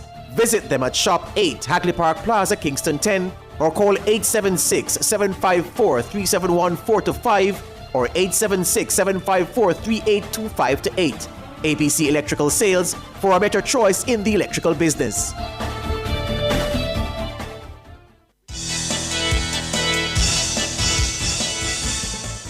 Welcome back, listeners, viewers, to the Nation's Business. We're talking about false income tax filings. 11 used car dealers pleaded guilty to falsifying their income tax records, suggesting that they made nil income. In fact, after their amended filings, they in fact made a combined total of about $4 billion.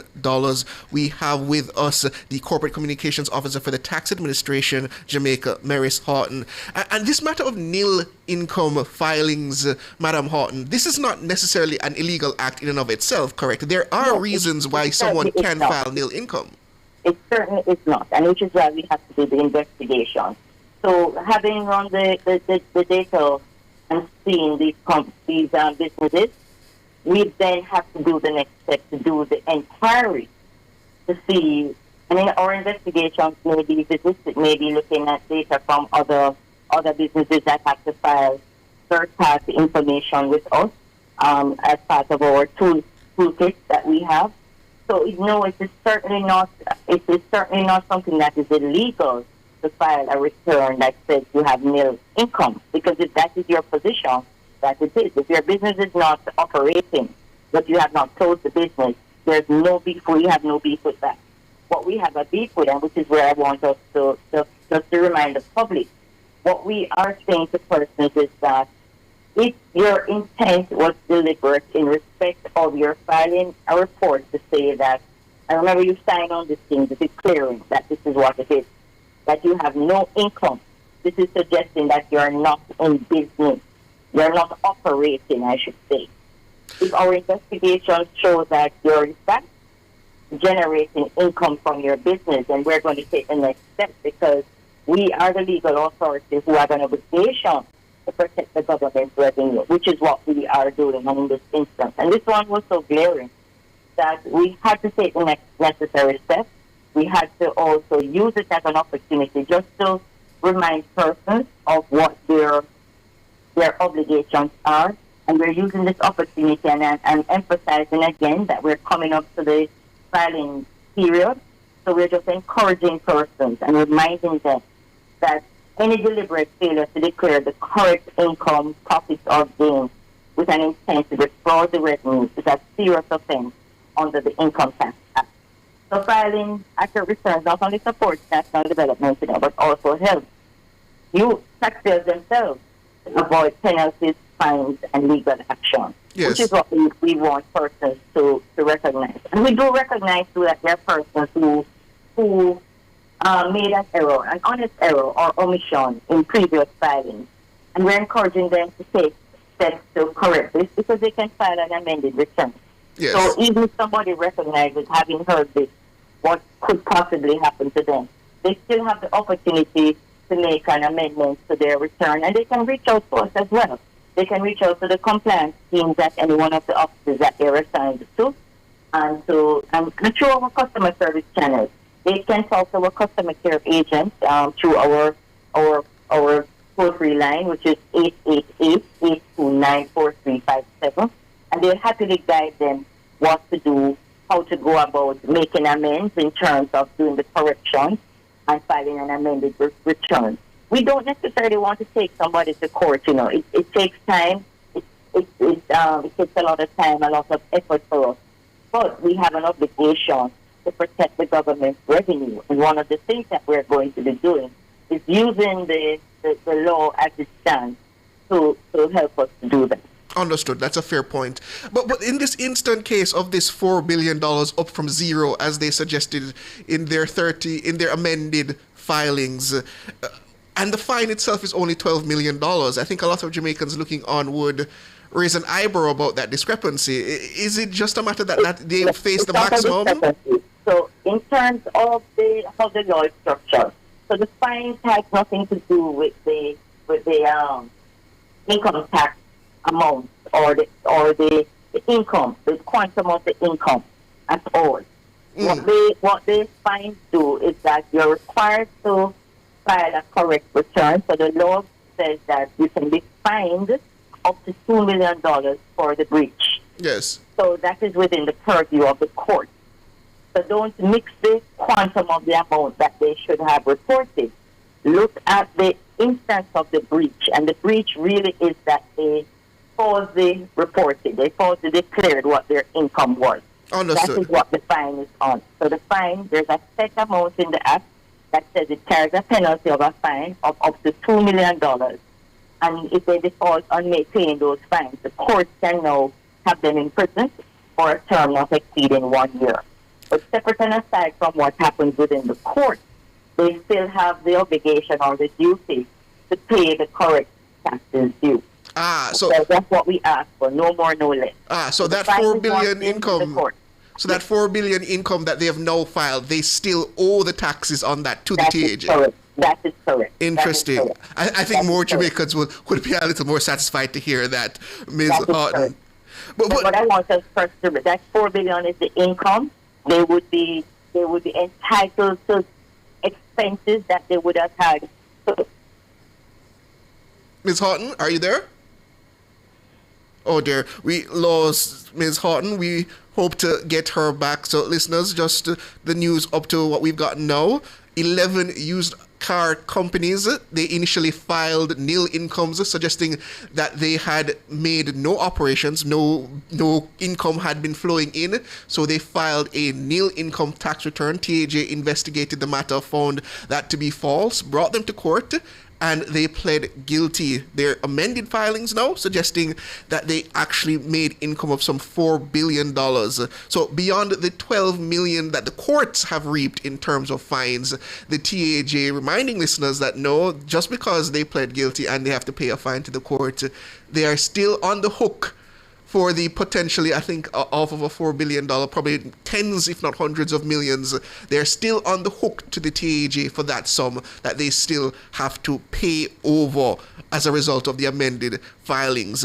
But I still want to get from Ms. Horton when she gets back to us, how serious a matter of non-compliance in terms of tax operations does the country find itself in? I know it was an issue in the past. I know the TAJ has been working diligently to bridge that gap to bring compliance up, and I'm very curious to know at what point, where have we reached in terms of bridging that gap between compliance and non-compliance? Ms. Horton, you're back with us?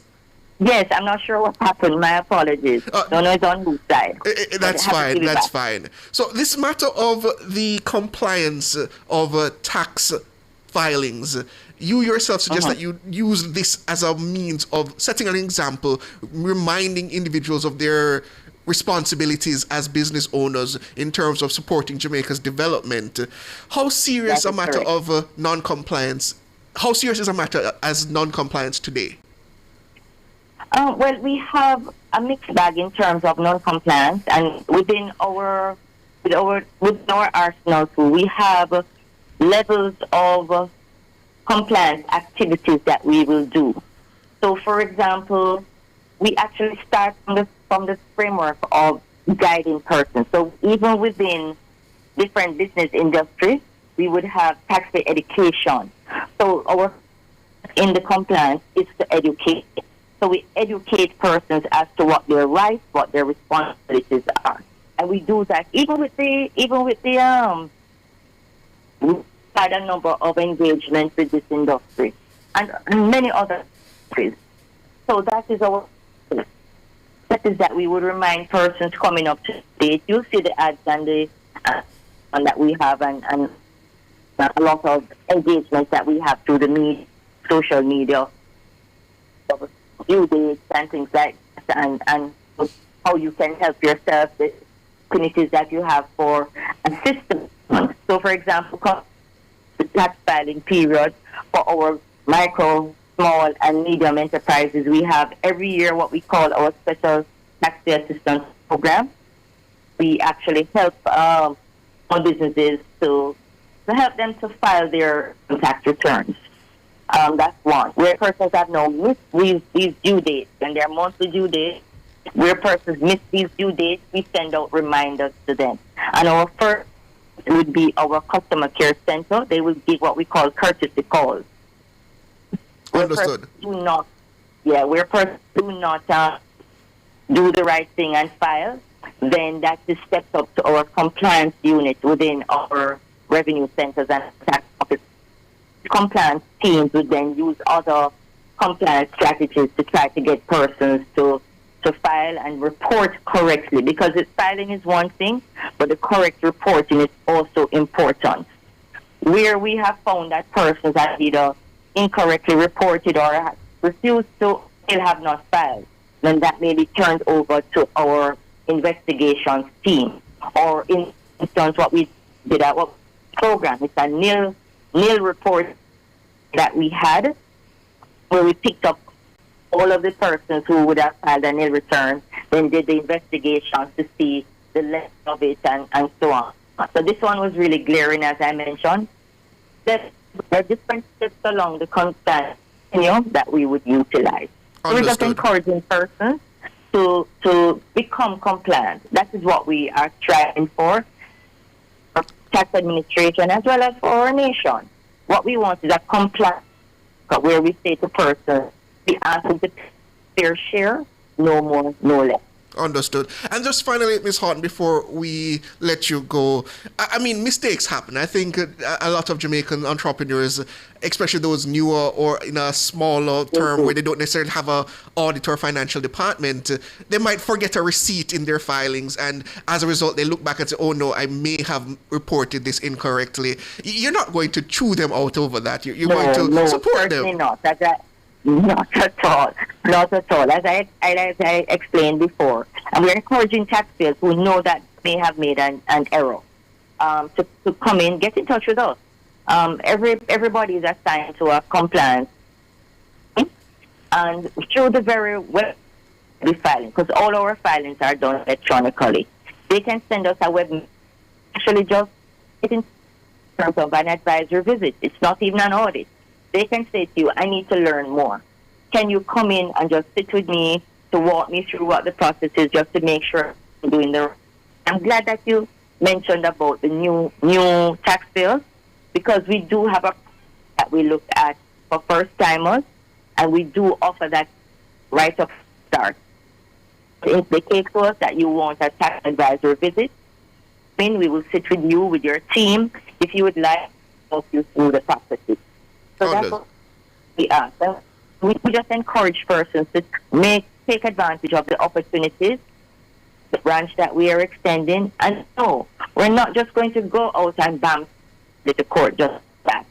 We normally do the investigations. We see what the pattern of the person's filing. That is where I want persons to understand.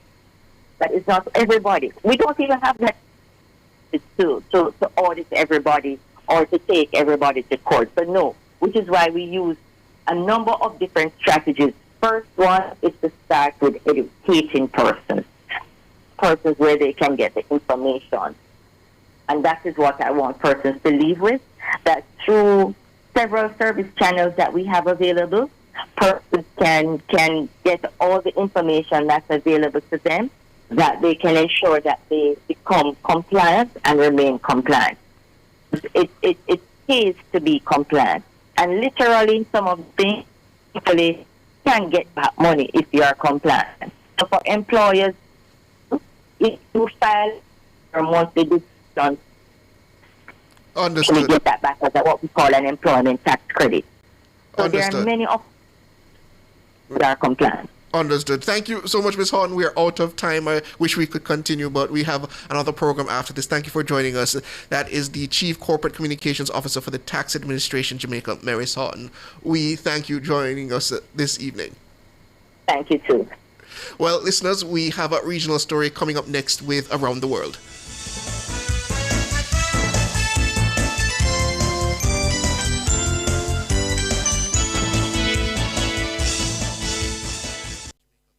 We are the best at what we do. At Hose Assembly and Supply Limited, we supply hose fittings and tools. We guarantee we can't be beaten when price and quality are combined. You brand us the Hose and Tool Boss because we deliver the most effective industrial solutions. Come in and experience the joy of shopping with Hose Assembly and Supply Limited. Call us 876-923-3936 or visit 173 Hagley Park Road, 2 Charlesworth Crescent or Montego Bay Trade Center. Hose Assembly and Supply Limited. More than just hoses. Now open every Sunday.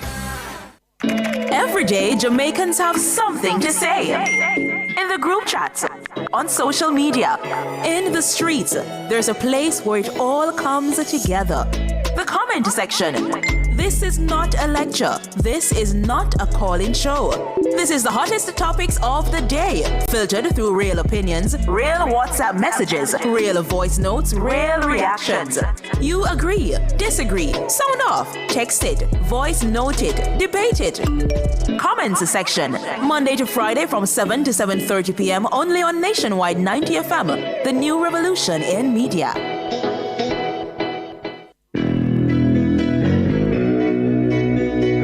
You have stood with us through every headline and every difficult moment. The Family Club is how we keep this going strong. Together, join the Nationwide 90 FM Family Club now on Patreon.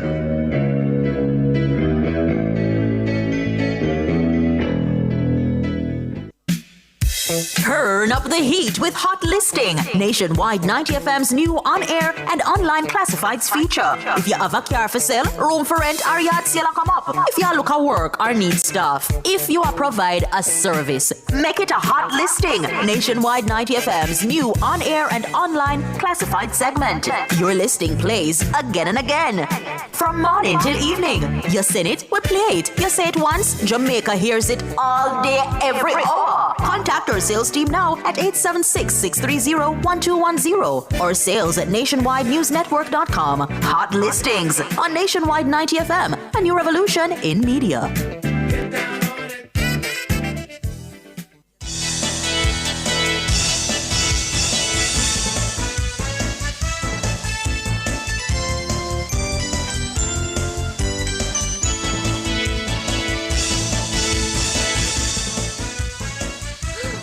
Welcome back, listeners. It's now time for Around the World. As I said, a regional story this time. It is now 2 days away from what has been a string of regional elections. This time we are going to the island of Barbados, where they head to the poll on February 11. The island nation faces a pivotal moment in its democratic evolution, with the ruling Barbados Labour Party, BLP, seeking a third historic landslide, and the Democratic Labour Party, DLP, striving to rebuild its political relevance. The spotlight now falls on the DLP's new leader and the leader of the opposition, that is King's Counsel Ralph Thorne, and his vision for Barbados' future. From navigating the challenges of leading a revitalized opposition to addressing economic pressures, political reform, and national unity, Thorne stands at the heart of the nation's political discourse. Well, in this interview, we'll explore his priorities, his strategies for revitalizing the DLP, and his perspective on the most pressing issues facing Barbados today. So, as suggested, we are now joined by the head of the Democratic Labour Party and leader of the opposition, King's Counsel Ralph Thorne. Good evening, Sir Thorne. Good evening. How are you, Chevron? I'm doing quite well. How are things over there in Barbados? Well, as you would imagine, elections are on. There's an excitement. There's an intensity. There's all that goes with an election season, and we're 48 hours away from polling day. So you can well imagine. You know how elections go in the Caribbean. Yes, we went through ours quite recently, not too long ago. Yes, I'm aware of that. So KC Thorne, let's start with something that I think is on a lot of people's minds. You crossed the floor from the BLP to the DLP to become the opposition leader. What triggered that decision? Well, maybe it's syntax. I did not cross the floor to become opposition leader. I crossed the floor and became opposition leader. Yes. How did it happen? In 2018, I won my seat with the Barbados Labour Party. And in 2022, I won my seat again with the Barbados Labour Party. And then in 2024, I crossed the floor and I became the opposition leader because the Barbados Labour Party won all 30 seats in 2018. Yes, and 2022. And I should remind you that when the party won in 2018, immediately one of our members crossed the floor, that was Bishop Adderley. So that from 2018 to 2022, there was an opposition. Yes. 29-1. And I was in the government. And then in 2022, Adderley lost his seat. And the party won all 30 seats again. And it remained that way for 2 years, from 2022 to 2024. And in February of 2024, which is 2 years ago, I crossed the floor and became opposition leader. Yes. So tell us, Casey Thorne, based on the latest polling and commentators, they don't really expect much in terms of the DLP come February 11. I think at best they put you at getting 2 out of the 30 seats. How do you rate your chances? I haven't seen those polls. I am here on the ground every day. I know this may sound to you like the usual thing that you expect an opposition to say, but there is a tide that is against the government there. You see, one of the things that must be said is that on both occasions, well, let me go back to 2018. In 2018, the government won with what was then the lowest attendance at the polls ever, which was a little over 40%. In 2022, it was again the record lowest attendance at the polls, and it was around 40%. And of course, that election was called in the midst of a COVID pandemic. Yes. Yeah? The point I'm making to you is that over the last 2 elections, 60%, close to 60% of the people have not voted, which means that the government, although it had 30 seats on both occasions, it had 30 seats on a minority of the electorate. So there is 60, or there has been 60% of the electorate that has not voted. And that cannot be any comfort for the government. So that apathy has been the enemy of all the parties in the past 2 elections.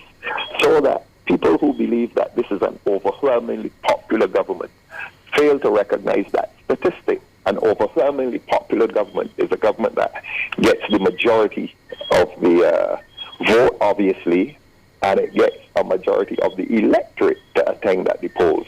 This has not happened, and that is a significant number. The percentage of the apathetic vote is disturbingly high, not only for all parties, but for a government which wants to convey that it is overwhelmingly popular. It is not. The majority of people in Barbados have not voted. But you know the traditional political thinking, Casey Thorne, that low voter turnout favors the incumbent. Do you see that changing come 2 days from now? I don't know. I don't know the source of your information. You're asking these questions from a distance, and I suspect there's another question you'll come to. But as I said, I put it to you that do you suggest that that trend of low voter turnout is going to change in 2 days, or if the voter turnout, as you suggest, remains apathetic, that could put your party in power? If the apathetic vote lessens, or put it the other way, if the attendance at the polls is higher than 40%, that happens at risk to the government. And the higher that attendance, the greater the risk. I'm on an overseas radio show. Yeah. Hello. Go ahead. I'm still hearing you. Go ahead. What was I telling you? Hello? Yeah, no, go ahead. I'm hearing you. You were talking about the apathy and if that changes in the coming 2 days. Yeah, if the apathetic vote lessens, or put the other way, if more people vote, that is a threat to the government's survival. Yeah, because as I told you, the government's the government won on a 40% attendance at the polls. Now, let's say for argument's sake that goes to 50% or high 40s. Not only would the government lose a lot of seats, but the government would be at risk of losing the election. Understood.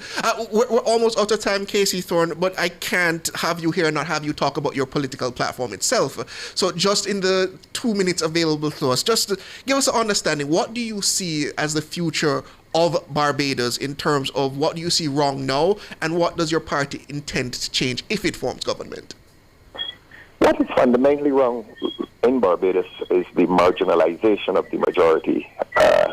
It used to be said that the Barbados Labour Party is the party that protects the rich, and the last 8 years have reinforced that view of the government.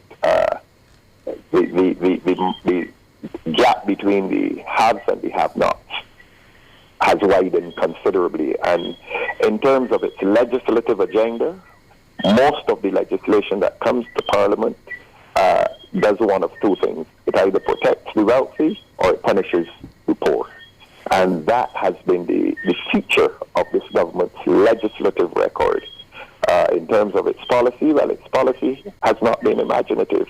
And I will say this to you, and I know the perceptions that exist across the Caribbean and in Jamaica, that the Prime Minister is something of a celebrity. At home, that is not so. At home, we have the educational institution in decline, the health system in decline, public transport in decline, social welfare system in decline. All of our social services are in decline, and exponentially so that the perceived popularity outside of Barbados is not existing within Barbados. And you will, beyond those perceptions, you will see some very interesting results come Wednesday. Understood. I'm sorry, Casey Thorne. I wish we could keep you on longer, but that's where we have to leave it. Thank you for joining us, and all the best come February 11th. Yeah, thanks very much. Have a good evening. That's head of the Democratic Labour Party in Barbados and leader of the opposition, Ralph Thorne, King's Counsel. That's all we have this evening, listeners. Forgot myself there for a second. And we have the comment section next.